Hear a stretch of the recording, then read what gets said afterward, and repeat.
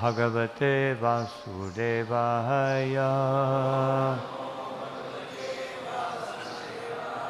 Om Namo Bhagavate Vasudevaya.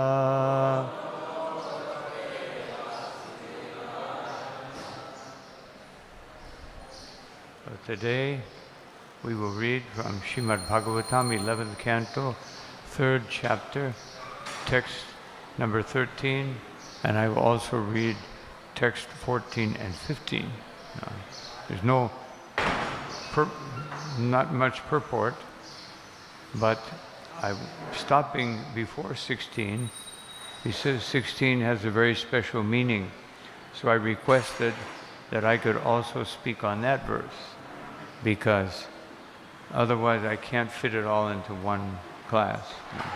And so, because this has to do with the winding up of Brahma's activities. This is it. He's leaving his subtle body, and so to understand what happens to him, which is explained in text 16, then I'm going to go back into the creative process, and so we can understand why it happens like it happens. So anyway, it's a little complicated. This part of the Bhagavatam is a little complex. And the whole Bhagavatam can be complex, and depending on how complex our mind is. If our mind is simple, then everything becomes very easy. But when our mind is too complex, involved in the complexities of this world, which Krishna says are just a spark of my splendor, then the mind interferes with the process of understanding Krishna. So we'll read text 13. Vayuna Rittagandhavu Salila Tvaya Kalpate Salilam Tadita Rasam Jyotishtvayo Pakalpate Vayuna Rittagandhavu Salilatvaya kalpate Salilam tadritarasam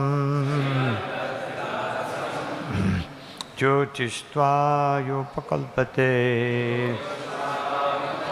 Vayuna Hittagandhavu Salilatvaya kalpate Salilam tadritarasam Jyotishtvayopakalpate.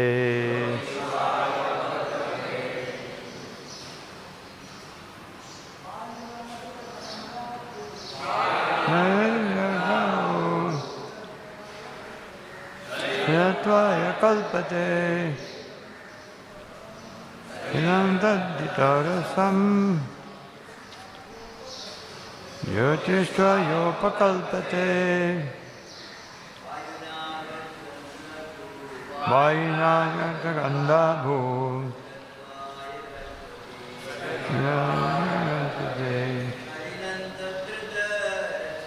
Salilam tadditarasam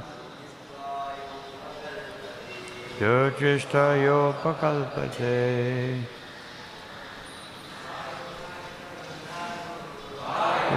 Rittagandhavu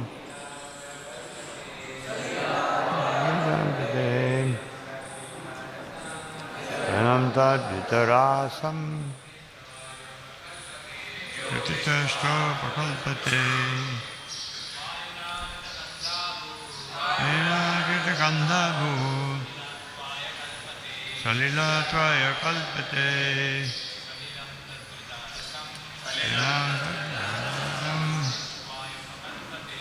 Jyotishtvayopakalpate. Vaishnavi.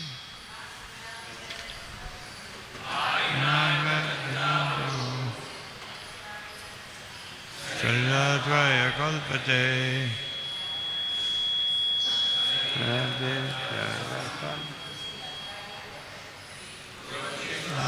kalpate.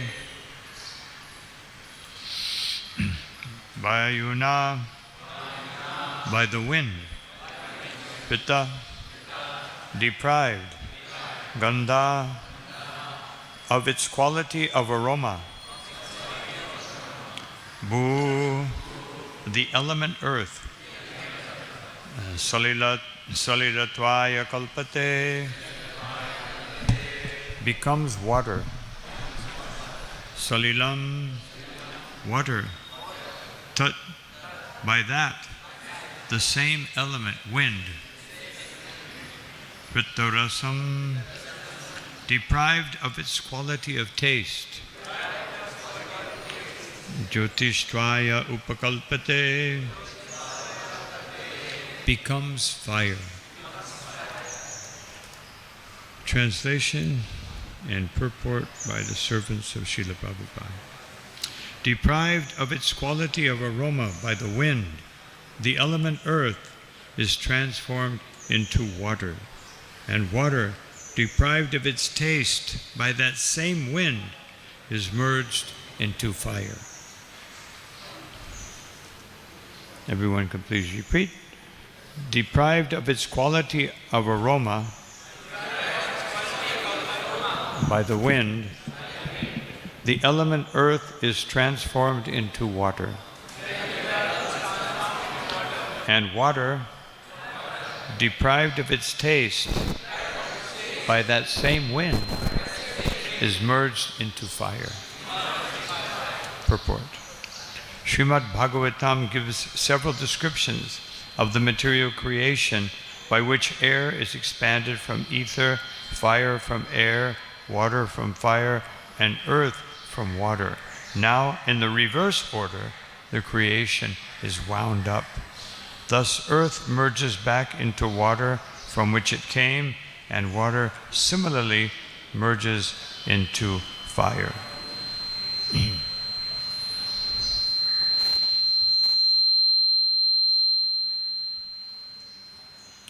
I feel like an interview or something here. Microphone. Om Jnanatimirandasya Gananjana Shalakaya Chakshurum Militam Yena Tasmai Sri Gurave Namaha Vichaitanyamanopistam Stapitam Yena Bhutale Swayam Rupakada Mahyam Dadati Swaparantikam Namo Vishnu Padaya Krishna Pristaya Bhutale Shrimate Bhaktivedanta Swaminiti Namine Namaste Saraswati Deve Gauravani Pracharine Nirvishesha Shunyavadi Paschatya Dishatarine Jaya Shri Krishna Chaitanya Prabhu Nityananda Shri Advaita Gadadha Shivasari Gaura Bhaktavinda Hare Krishna Krishna Krishna Hare Hare Hare Rama Rama Rama Hare Hare. Of course, when Prabhupada was here, we didn't raise our hands like that when we chanted the Mahamantra. But it's very nice. The only problem is when you're behind in the kirtan, you can't see the deities because of all the hands. But anyway. So here, as is explained in the purport, short purport, not very philosophical or rasika, and so this is the return process. Just like when Prithu Maharaj was leaving this world, it says that he merged all the elements. He went through this yogic process of merging the elements. What's actually happening, it's not like he says he merged his mind and he merged this and he merged that. He wasn't doing it physically.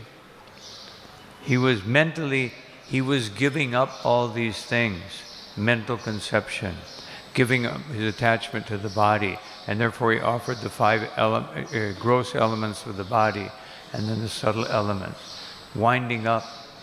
We will all have to wind up. The time of death means winding up. But actually what we're doing right now is the process of winding up. When we hear these descriptions, we should think, yes, this is going to happen to me. Let me be prepared. Let me hear Bhagavad Gita and Srimad Bhagavatam every day so I can wind up properly. Not that I get wound up in the moods of nature. No, that winding up we don't want. We want to wind up this material existence. So we can see the wind is very powerful.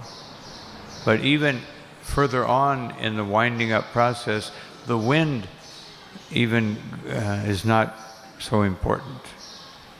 The wind actually performs, but the wind can only go up to the point of air. Then once air goes into ether, then the wind can't do that. No. That has to be done by the arrangement of the movement of the modes of nature. And this is described in the next verse. No. So I'll just read that. We don't have to read it, the Sanskrit. Ritarupam tu tamasa bhayo jyotir paliyate ritasparsho vyakasena bhayo nabhasi liyate kalatmana ritagunam nabha atmani liyate. Translation. Fire, deprived of its form by darkness, dissolves into the element air. When air loses its quality of touch, otherwise wind cannot perform this function anymore, by the influence of space, the air merges into that space. When space is deprived of its tangible quality by the supersoul in the form of time, space merges into the false ego in the mode of ignorance. No. So here, the false ego in the mode of ignorance, tamasahankara. This means the gross elements, the material body, they merge into the tamasahankara. No. Because there's tamasa, the material body creates ignorance. It forces us to be ignorant. No. It inclines us to ignorance. No. And so this is also fire deprived of its form by darkness. What happens when there's no fire? There's darkness. No. And also Krishna Surya Sam Mayahaya Andhakar. And also when the supreme light of consciousness, Krishna, who gives us consciousness, is not present in our life, then Maya Haya Andhakar. Then Maya takes over, and darkness of consciousness. Just like we see people walking around, I see them everywhere, almost like zombies with a cell phone, like walking around, being guided by this little thing, you know. Sometimes I go in the airport, literally everyone's just walking around like this. You know. You have to watch out for them, because they don't know where they're going. They definitely don't know where they're going because they're following an iPhone. But physically they don't know where they're going. And then they get disturbed if you get in the way. You know. So anyway, that's a phenomenon that I run into. We all do, because everywhere, practically everyone, 90% of the people are walking around, guided by this little, something usually having to do with social media, which is probably the worst thing you can possibly depend on for any kind of information, truth, or understanding in life. But people are absorbed in it. Therefore, fire deprived of its form by darkness, then air loses its quality of touch. So when people go into outer space, astronauts, most of us don't go. Some of us go into outer space in the level of consciousness, but when people go physically in outer space, there's no more touch. You start floating around, and there's no control. The subtler that the elements get, the more difficult it is to control them. Just like here, we have something made of earth, we can move it. No. You have the same volume full of water, very difficult to move it. If you have water with no boundaries, no container, very difficult to move. It just kind of goes on the floor. And if you have the same volume by air, try moving that, and you'll find it's even more difficult. And therefore, moving the false ego, the most subtle material element, moving it, as this process is, moving it out of your consciousness, very, very difficult. So subtle, creeps in all the time. We're thinking, I have to be humble. And then, yes, I'm so humble. And I'm becoming very humble. Immediately, this false ego creeps in. So I'll just read this last verse that we'll consider for today, and then go into something else. Indriyani manubudhi saha vaikarika nripa pravashanti yahankaram swagunair aham atmani. My dear king, the material senses and intelligence merge into the false ego in the mode of passion, from which they arose, and the mind, along with the demigods, merges into false ego in the mode of goodness. Then the total false ego, along with all of its qualities, merges into the mahat-tattva. So here we have an analysis of ahankar, 3 phases of ahankar. We spoke about tamasa ahankar. Now, the senses and the intelligence, senses are subtle. No, they're subtle. They're gross and they're subtle at the same. Their effect is subtle. And the intelligence merge into false ego in the mode of passion, rajas ahankara. No, they merge into that. No, ahankar, more elevated than tamas ahankar, but still, no. That means that the intelligence can be very easily bewildered by the mode of passion. And then the mind and the demigods, they merge into satvika hankara. No, they merge into false ego in the mode of goodness. So we can see even the false ego has these gradations. False ego in the mode of ignorance means very belligerent, difficult people. No, and false ego in the mode of passion, people using their intelligence in the wrong way. And then false ego in the mode of goodness, my mind is controlled. I'm thinking I'm very elevated above others. And then when it's still material, it's very subtle, it's goodness, so it almost becomes spiritual, but it doesn't reach the spiritual plane, and it merges into the mahat-tattva. And the mahat-tattva, which we will see in the next verse, which we're not going to read today, because the next verse refers to Maya. This has been a description of Maya. A few days ago I spoke about this, a few stories related to that, how Maya is so powerful. So now we're going to see it in a more philosophical way, how this Maya is very powerful. And it refers us back to the Chatushloki verses, the second Chatushloki verse, which we'll discuss some tomorrow. So this merging into the mahat-tattva is, on a practical plane, if we go back over this on a practical plane of experience, aroma going into the wind. Yes, the wind, when the wind blows, it takes aromas away, just like Bhagavad Gita 15th chapter. It speaks about how the wind carries the aroma, takes it away.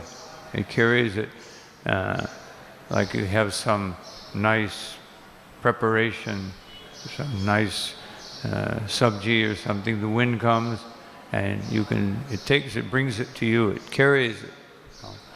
And so this is practical. Then earth transformed into water.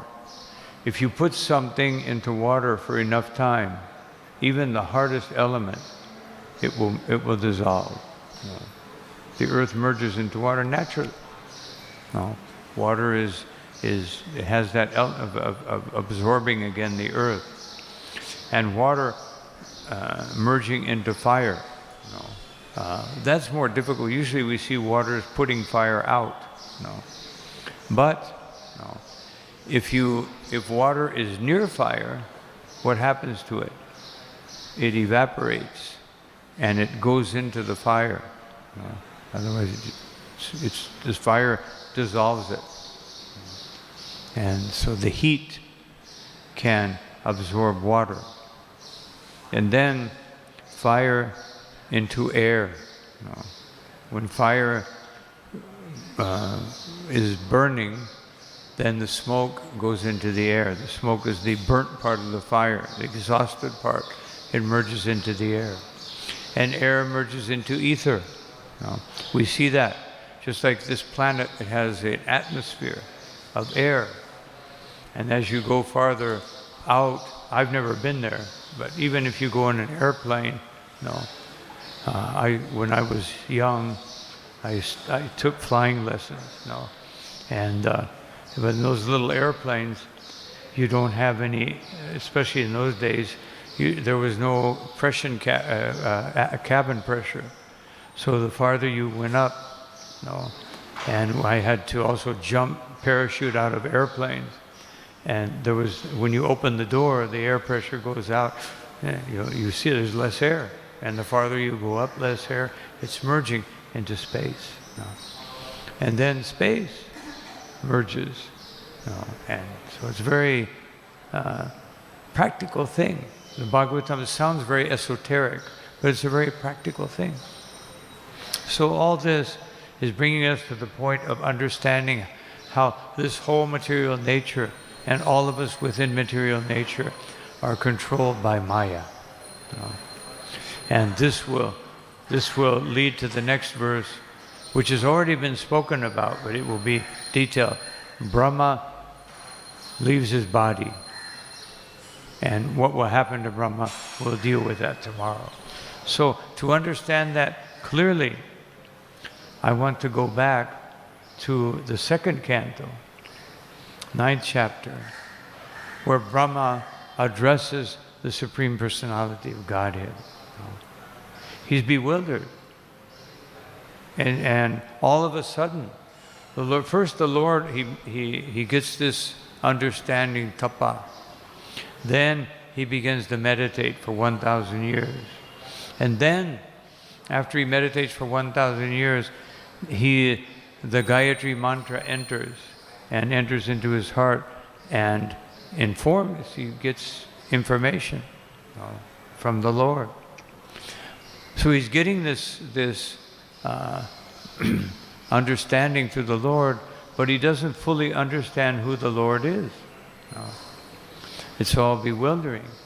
And then all of a sudden, at one point, the Lord comes to him and appears before him. And he's totally bewildered. Showing that he's Brahma, he's the most intelligent person in the universe. He can know what anybody's doing at any time. We can't know that. Even with the most sophisticated spy agencies, you can't understand that. Even with the most sophisticated spy satellites, which they have nowadays, they can actually hear what you're doing in your home. They can, if they tune into you, they can pick up what you're speaking. So be careful, what you speak. Somebody may be checking up on you. So then he speaks. Brahma speaks. He sees the Lord standing before him, and the Lord touches him. And he's even more bewildered. And then he says that Bhagavad-chikshitamaham, that I want to understand that Lord. He's not even sure. He understands this must be the Lord, but he speaks, the Lord who has given me this information, are you the same? He's wondering, are you the same? No. Tanabani yatendriya dritaha. I want to be sure that these senses that you have given me, now he's understanding, as he begins to speak, he's understanding that Lord which gave me the information is the same Lord which is before me, but I want to make sure. So then he says that I want to understand, and that understanding, and I want to make sure because I understand you're giving me the ability to create, and therefore nevaman ha praja sargam. I want to understand because I'm going to be instrumental in creating these prajas. He doesn't say I'm going to create the living entities, but I'm going to create the prajas, the prajapatis. And therefore, he says that badhyeyam yad anugrahat. By your mercy, I want to be sure that I am not conditioned by this. I want to be an instrument. So this is very important. This is the process of Guru. You want to be an instrument. You don't want to be conditioned. So he's begging the Lord, please don't condition me. This is so difficult because the tendency is when you get a big position, you become a little puffed up and you forget about the actual, you become conditioned. And then you can't fully do your service to the 100%. Then he speaks again, also trying to understand what's happening here. Yavat sakha sakyur ivesha te krita. He says that, my Lord, Srila Prabhupada says it very interesting. He says, you shook my hand. It doesn't literally say that in the verse, but Prabhupada puts it like this because that's how we kind of greet each other in this world, at least business people, not people you don't know very well. You don't usually shake hands with your wife or husband, but your kids. But it's interesting because in ancient times, people would offer their hand, show I don't have a weapon. I'm coming in peace. This was how the handshake began. I don't have a weapon. The other one, I don't have a weapon, so okay, we're going to talk. We're going to deal with each other in a civil way. I'm not going to cut off your head. I'm not going to fight you. So it's interesting that Srila Prabhupada put it like that. And then he says, Praja visarge bibajami bho janam. Oh, my dear Lord, I want to make sure when I do this process, praja visarga, I want to make sure that I do it in a proper way. And because the people must be manifest, in the proper way. And then he says, Biklavaste parikarmani stito. That I want to make sure, the parikarmani, a very interesting word, that is done through the agency of devotional service. These transformations that I will be instrumental in, they are done as devotional service. Parikarmani, interesting. It says, it's basically saying that devotional service means that everything is included. Otherwise, you don't have to do devotional service and then you have something else to do on the side. Everything is included. And then he says the most important thing, that make sure that this doesn't happen. Me samunada madho ja maninaha. He says, make sure that I don't become proud. And the word mada aja, oh my Lord, mada means insane, crazy, maddened. Make sure I don't become maddened by pride. This is how dangerous pride is. When Krishna describes in the 16th chapter, begins to describe demoniac activities, what is the first thing he says? Dambo, darpo, abhimana. No? Three things that basically the same thing. He's almost repeating it 3 times. Dambo, darpa, abhimana.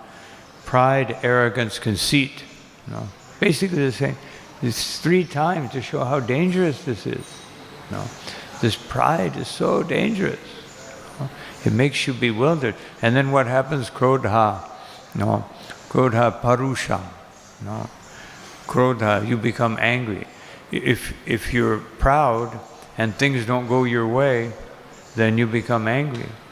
Kama, krodha, lobha. No? First there's desire. If desire doesn't get satisfied, there is krodha. And if you get satisfied, lobha, I want more. No? It's very dangerous, this kama. No? And then it creates bewilderment, no? Moha. And then mada, madness. No? Just like people nowadays, they get intoxicated. It's madness. It's like, let me go into a mad state of mind for 2 or 3 hours. No? And what is that going to do? No? It's all caused by matsarya. No? It's all caused by envy. No? And so dangerous, this material world. How careful, what a relief is Bhagavad Gita. No? So this is all very technical. We thank Krishna that we have the holy name. No? And in the holy name, Sri Chaitanya Mahaprabhu instructs us, no, that one should become humble. He says, Nam namakari bahura nija sarva shaktis. No? Within this holy name, everything is there. Everything you need. All potency, all power, and so many names. Just like we sing to Lord Nrsimhadev in the morning. Actually, for one who is on the platform of pure devotional service, through the Mahamantra, he's addressing Nrsimhadev, he's addressing Narayan, he's addressing because it's all included in Krishna. But because we need protection, it's such a dangerous place. Padam padam yadvi param natesham. This material world is such a dangerous place that we have to, seek protection. We have to ask the Lord for protection. When one is actually on the topmost platform, Uttamadhikari, he doesn't ask for protection. Although he does sometimes because he's humble. He doesn't think I'm an Uttamadhikari. But generally he doesn't even think to ask for protection. He knows the Lord will protect me. But sometimes when he realizes that I am an insignificant living entity, then I must ask for protection. So therefore, Lord Chaitanya tells us, Trinadapi sunichena, that you must become humble. Otherwise this pride will ruin everything. Pride is so dangerous. So you must become humble. And how do I know if I'm humble? How can I tell? Tarori vasihishnuna. If you're capable of tolerating, then you can know I'm developing some humility. If I think I'm very humble, but I can't tolerate anybody, I can't tolerate the difficulties that happen to me, which essentially means I can't tolerate Krishna, and the way he's manifesting my destiny through his energies. I can't tolerate Krishna. That's not a very good attitude. We must. So tolerating Krishna, tolerating others, this tolerance is very, very complex matter. And how do I know if I'm tolerant? Amanina. I don't want anybody to glorify me, or, I'm not interested in that. And the most difficult thing, manadena, I must see everyone as a wonderful spirit soul. I must see them that way. So very, very difficult. But Krishna says, if you want to become dear to me, you have to do this. And so this is Brahma's petition. Don't allow me to become proud. Don't allow me to become deviated. Badhyayam. Bada means fallen.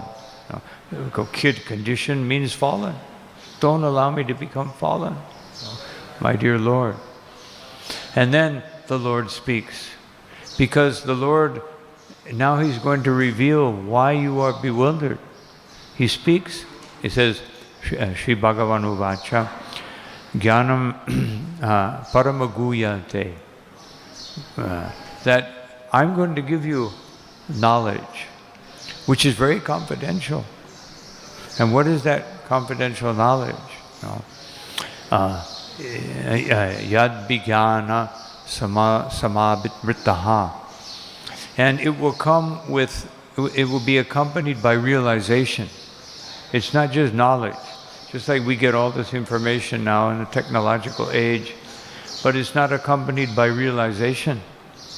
So I'm going to give you realization. Not just some information, but realization. So, Sarahasyam Tarangam Cha. You will be able to understand this secret. Again, he speaks 2 times, confidential. This is very confidential. How will you understand it? Grihana Gadidam Maya. You capture it in your heart because I will be giving it to you. Tarangam Cha. This is the paraphernalia. He's giving Brahma paraphernalia, but what is that paraphernalia? It is paraphernalia of knowledge. He's not giving him a water pot or some other type of paraphernalia. And then the Lord continues. He says, Yavan aham. What are you going to understand? Aham. You're going to understand me. Yatta bhavo. And you're going to understand my realize my inner self, my mood, my sentiment, my existence. You're going to understand. I'm giving you this. And also, tad rupa guna karmakaha. And I will explain to you. Once you understand who I am, then you will be able to see my form. Then you will be able to understand my qualities. Then you will be able to understand my activities, which are very intimate. Tataiva tattva vijnanam. I am going to give you this very deep understanding of myself. And then there's 2 Madhanugrahat. This will all be done by my mercy. Otherwise, it is devotional service. He mentioned before, this is all devotional service. This is all understood through devotional service, which means His mercy. And Srila Prabhupada comments that mercy is the most important quality of a civilized human being. Otherwise, without mercy, if there's no mercy, then how can people get along? Because we're all, especially in condition, we're all conditioned, we're trying to become unconditioned. So how will we all become peaceful? How will we get along in this world if we don't understand this? And then Krishna goes into the Chatushloki. Aham evasam evagre. Before there was everything, before what I'm doing now, I'm starting the process of creation. But understand, before that process of creation, I was there. It's not that we are, like the impersonalists think that, yes, Krishna was created. They think that. There's some energy that floating around, some energy field Brahman. And out of that field, Krishna is generated. And then Brahma, he comes out too. No, this is the Mayavadi. So Krishna is making it clear, no, there is you and there is me. And therefore the Vedas also collaborate, no, that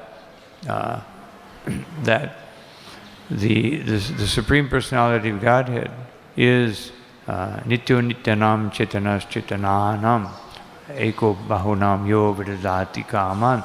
That there is the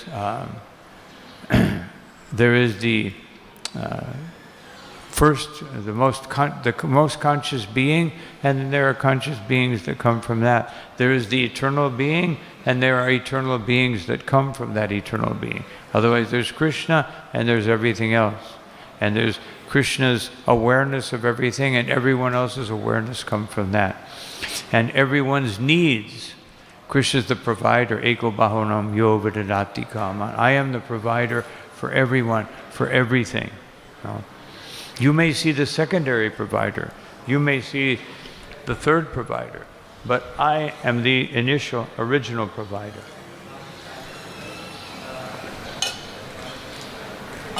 So, he is telling Brahma that this is all happening by me.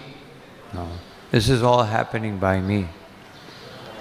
And therefore, going back to Chaitanya Mahaprabhu, going back to Shikshastika, because we have to understand that Shikshastika is explaining this whole aspect that's going on in the 9th chapter of the 2nd canto. This is how Shikshastika began. We're very fortunate. We don't, although we should be studying it in the Bhagavatam, sometimes it's difficult to understand. So Lord Chaitanya explains it, this whole Bhagavatam in terms of the Shikshastika. So he says that I have unlimited potencies, I am that Supreme Person. There's no difference between me and my name, Abhinatvam Namanamino. There's no difference. So that's the first, and if you understand that, then you can Param Vijayate Shri Krishna Sankirtanam. Then the holy name will begin to take effect.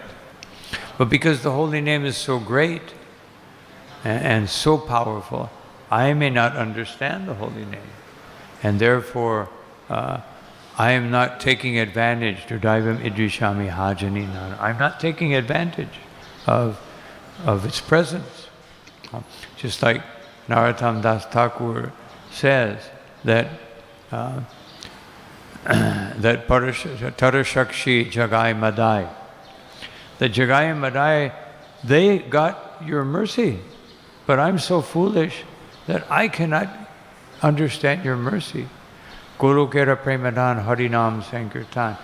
Your mercy has come in the form of the holy name from Goloka Vrindavan, but I cannot capture it. I have no attraction. Even though Janiya, Shunya, even though I have the theoretical knowledge and so many people tell me, but I don't want to worship Radha and Krishna. No? So I'm so foolish. No? And even though Chaitanya Prabhu Nityananda have come and saved people like Jagai Madai, who can be worse? Of course, now we have many mini Jagais and Madais. You know. They're not so powerful. They're like mini version. No, they're pretty miserable, but they're not quite that. They're not as potent. Just like we have demons nowadays, but they're not like Hiranyakashipu. No. They're just little demons. No. Little. But they do, a lot of little demons together can do a lot of destruction. No. Just like little bacteria. One little bacteria can't do much, but they come in millions and they attack you. No. And cause so many problems. So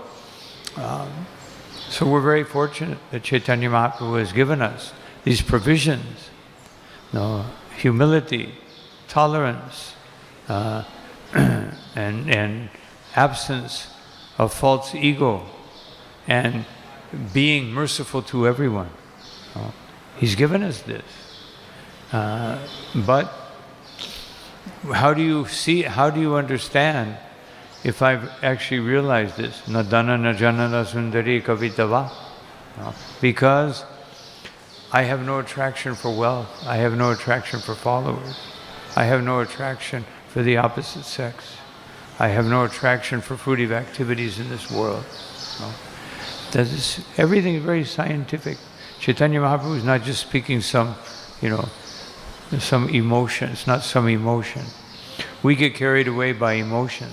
But Mahaprabhu is giving a it's emotional because it's based on chanting the holy name. And Lord Chaitanya goes into an ocean of emotions when he chants the Shikshastika. But it's very scientific. And then, if you can do this, what happens? Then you realize who you really are. Because you realize that I'm caught in this ocean of birth and death. And if I realize this, and I realize that tapakripa pada pangaja stitaduli sadruchintaya, then I can realize that I am an atom at the lotus feet of Krishna. Now, how do you realize that? That's what Krishna is explaining to Brahma just before and into the Chaturshloki. If you realize how great Krishna is, then you can become an atom at his lotus feet. Otherwise, how will you become humble? By realizing how great Krishna is. And therefore, glorifying Krishna is the secret to that Shikshastika can manifest, that the holy name can manifest.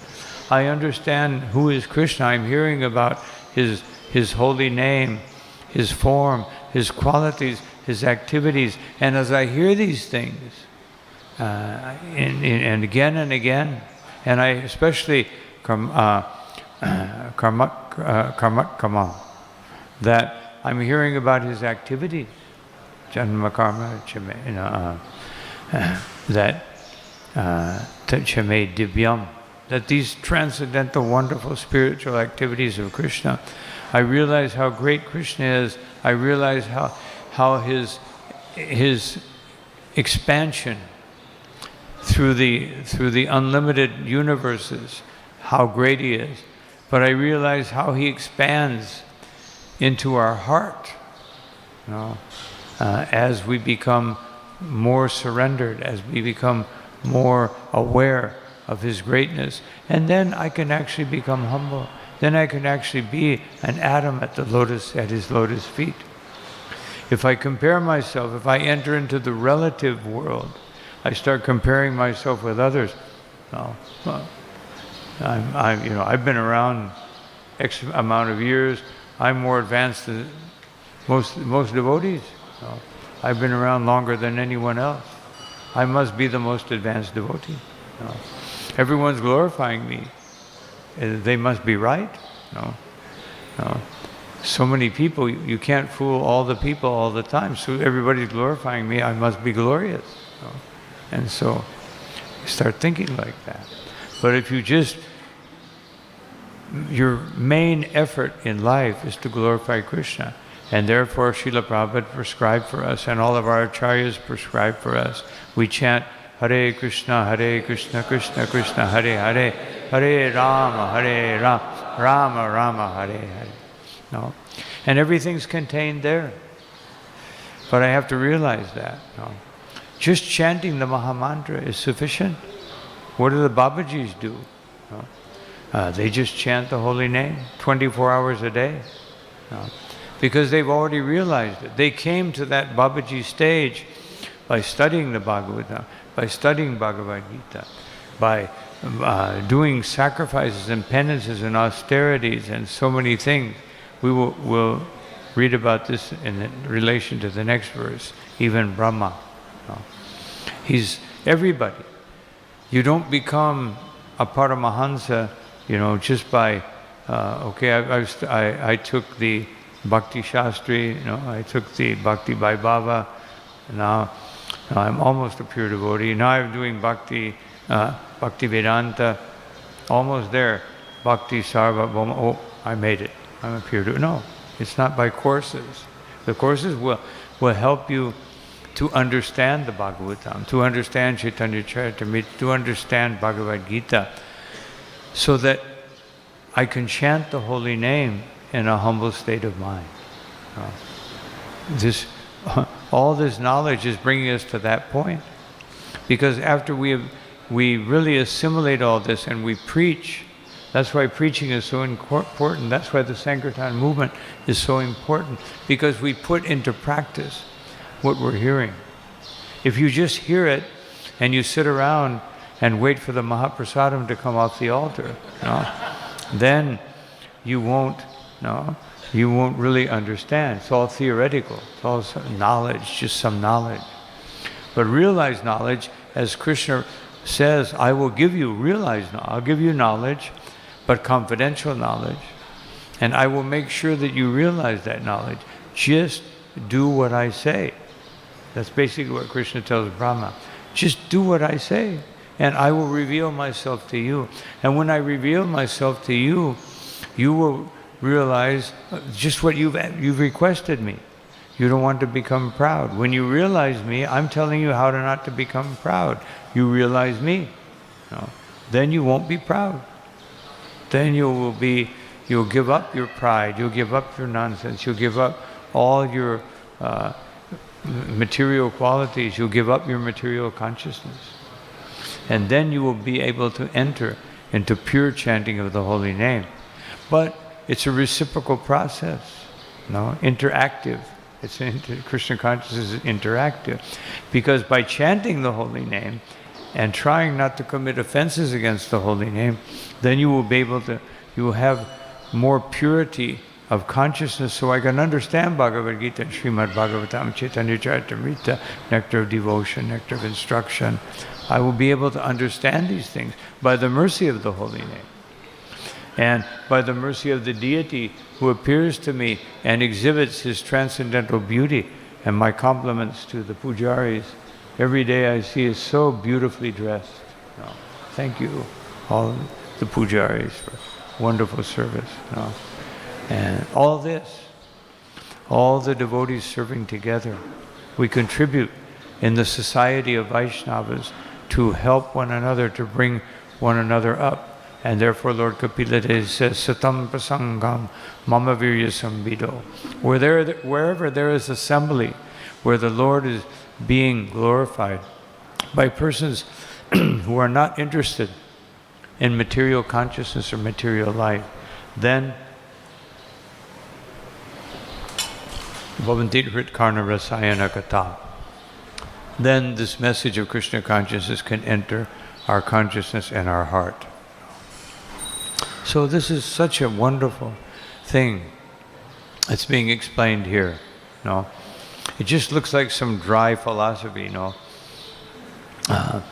earth into water, water into fire, fire into air, air into space, space into into intelligence, into the senses, into the mind, into the intelligence, into the false ego, goes back into mahat-tattva, and I go take prasadam. That's it. But it's actually a very deep process, and we have to try to understand it scientifically, and then Krishna, everything will become revealed. So even in these very technical verses, if we really understand why this is being spoken, so I understand I'm going to have to do this, I have to wrap this up, and therefore I have to understand what's going on, and I have to understand how Brahma became pure, and he could actually do his service of creation, having a pure state of mind. Otherwise, he wouldn't be able to do it. Now, when we study the next verse, we will understand Brahma, the Karmi Brahma, Jnani Brahma, and Bhakta Brahma. So it's very interesting how this is explained. So I will stop here with this, try to explain some aspects of these verses. Any comment, any question?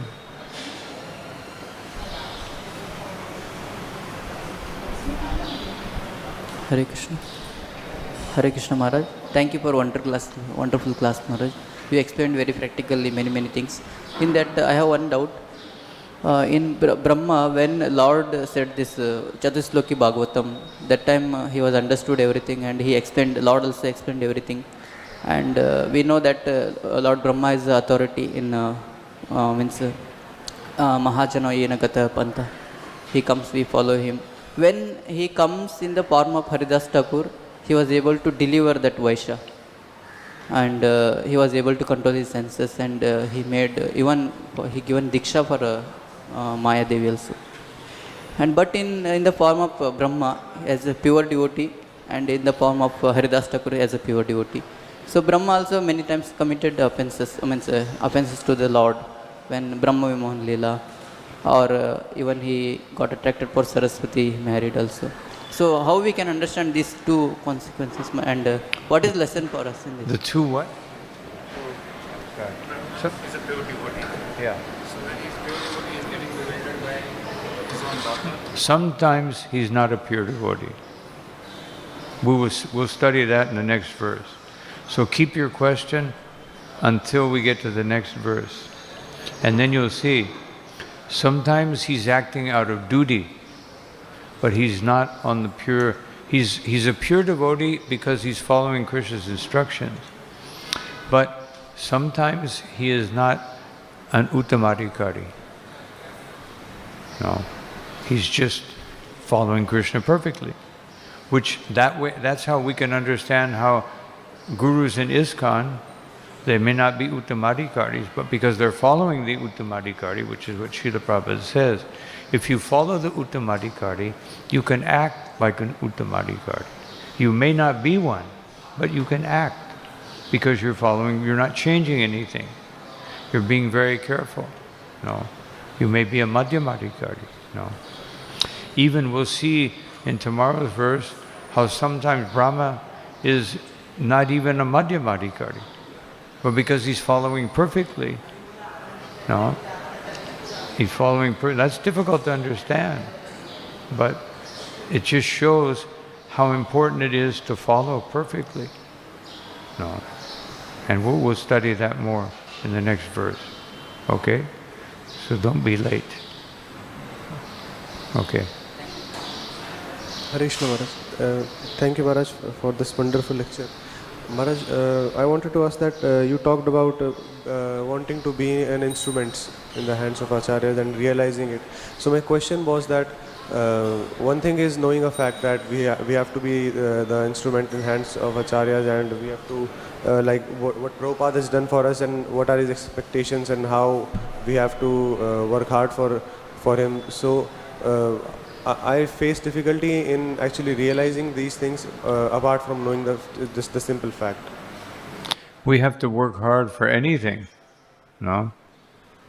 Otherwise, everyone in this world, Krishna says in the 3rd chapter of Bhagavad Gita, everyone is forced helplessly to work hard.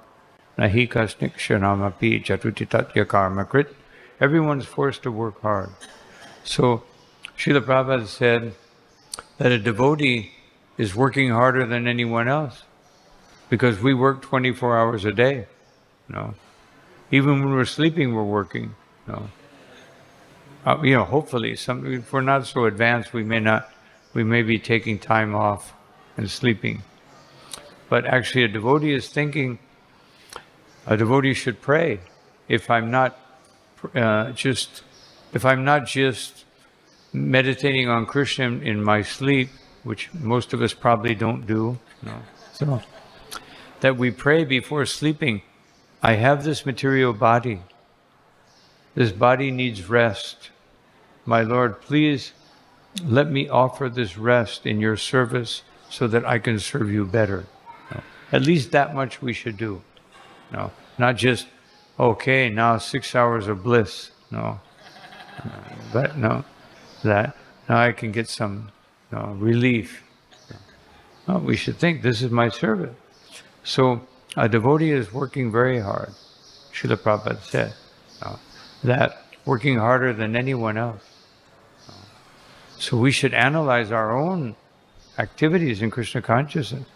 Am I always engaged?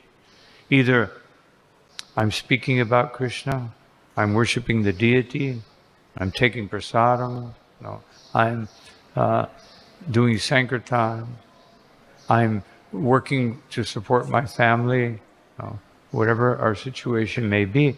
But we have to do it all as a service. And the more we meditate on that, even the most mundane activity, as Rupa Goswami says, Iha yasya harer dasye karmana manasa gira nikilasvya yavasta su. Even though it may be appear to be just like an ordinary material activity, no, jivan mukta sa uchate. If we do it as service, and we're meditating that every action, every word, and every thought is offered to Krishna, then it becomes transcendental, the most mundane activity. So we should point is in devotional service, we do work very hard. It's not like, let me be a brahmachari, then I don't have to work. Brahmachari works harder than a grihastha. He should be working harder than a grihastha. It's just that his work is different. It's more blissful work if you do it nicely. But, we should be working harder. Sometimes that work may be mental. It may be intellectual. But a brahmachari is always engaged. A sannyasi is always engaged. A pranapasta is always engaged. Grihastha adhikar. They have, they're allowed to slip a little bit. They're not, that means, between grihastha griha medi. No. You slip a little bit. But if you're really a grihastha, you'll also, Srila Prabhupada said that I sent these 3 couples to England, they were doing more than the sannyasis, with a baby, like a 6-year-old baby going to open a temple, How many Matajis here can go open a temple with a 6-year-old baby, a 6-month-old baby? No. Not a very easy thing to do. But when you're inspired by the parampara, you can do anything. You can do so many wonderful things. But if you're not inspired, we'll be finding faults with each other, thinking that I know better than everyone else, and then wasting time on the platform of the false ego, instead of surrendering to Krishna and surrendering and serving the Vaishnavas.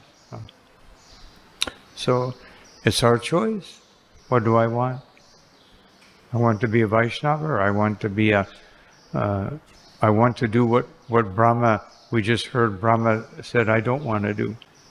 If Brahma says I don't want to do it, we should also not want to do it. I mean, he is our leader. He's the head of our parampara. We should do what he says, follow his example. Okay, we're already actually out of time. Hare Krishna. So why don't you just come up? I want everyone to take prasadam and be happy. Thank you all very much for your kind attention. Srila Prabhupada ki jai.